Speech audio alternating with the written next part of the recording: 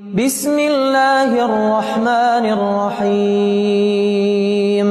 नहमदुहु व नुसल्ली अला रसूलिहिल करीम अम्मा बाद। अऊज़ु बिल्लाहि मिनश शैतानिर रजीम बिस्मिल्लाहिर रहमानिर रहीम। मुहतरम सामिईन, अस्सलामु अलैकुम व रहमतुल्लाहि व बरकातुहू।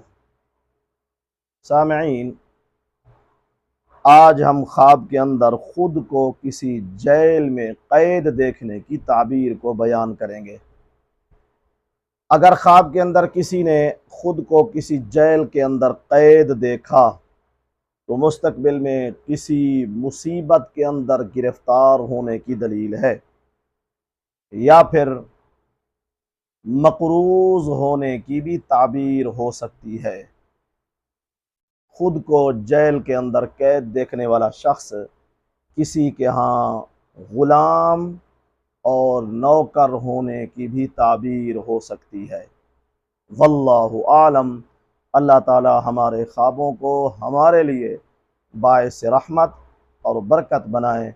व आखिरु दावाना अनिल हम्दुलिल्लाहि रब्बिल आलमीन।